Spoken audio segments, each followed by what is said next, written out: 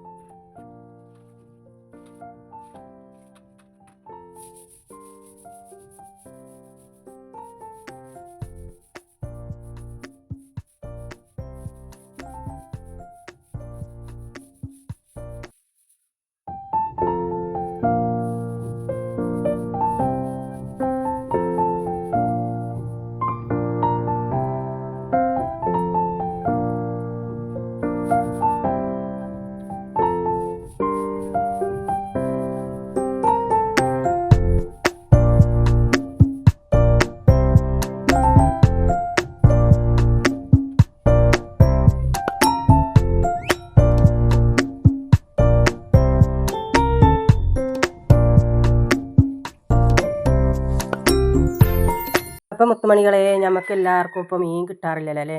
ചുരുക്കം പേരൊക്കെ മേടിക്കണവരുണ്ട്. ഇപ്പോൾ കുറേ ആയിട്ട് ആരും മേടിക്കാത്തവരാണ് കൂടുതൽ ആളുകൾ കേട്ടോ. അപ്പോൾ ആ ഒരു പ്രശ്നം കാരണം അങ്ങനെ മീൻ കിട്ടിയിട്ട് കുറേ ദിവസങ്ങൾക്ക് ശേഷമാണ് ഇപ്പോൾ ഈ മീൻ കിട്ടുന്നത്. അപ്പോൾ ആ ഒരു സന്തോഷത്തിൽ രാവിലെ തന്നെ ഞാൻ രാത്രിയാണ് മീൻ കിട്ടിയത് കേട്ടോ. രാത്രി മോന് കൊടുന്നതാണ്. അപ്പോൾ അപ്പോഴേക്കും ഫുഡ് കഴിക്കലൊക്കെ കഴിഞ്ഞിരുന്നു. അപ്പോൾ ഞാനങ്ങനെ ഫീസറിൽ വെച്ച് രാവിലെ തന്നെ എടുത്ത് ദോശക്ക് കറി ഉണ്ടാക്കാൻ കേട്ടോ. നമ്മളെ ഹോട്ടലിൽ വെക്കണ കറി പോലത്തെ മീൻ മുളകിട്ടത് നമ്മൾ മേടിക്കലില്ലേ ഹോട്ടലിൽ നിന്ന്, പൊറാട്ടയ്ക്കും ദോശക്കൊക്കെ മീൻ മുളകിട്ടത് മേടിക്കണവരുണ്ടാവും. ആ ഒരു രീതിയിലാണ് ഞാനപ്പോൾ ഈ കറി ഉണ്ടാക്കുന്നത് കേട്ടോ. അപ്പോൾ കാരണം ആ ഒരു രീതിയിൽ ഉണ്ടാക്കുന്നത് ദോശക്ക് വേണ്ടിയിട്ടാണ് കേട്ടോ. അപ്പോൾ ഇനി ഞങ്ങൾക്ക് ഉച്ചക്ക് കല്യാണമുണ്ട്. അപ്പോൾ ഉച്ചക്ക് ചോറ് വേണ്ട. അപ്പോൾ രാത്രി ചപ്പാത്തി ഉണ്ടാക്കുക. അപ്പോൾ ആ ചപ്പാത്തിയിൽക്കും നമുക്ക് ഈ മീൻ കറി കൂട്ടാം, മീൻ മുളകിട്ട് കൂട്ടാം. അപ്പോൾ ആ ഒരു ഉദ്ദേശത്തിലാണ് കേട്ടോ.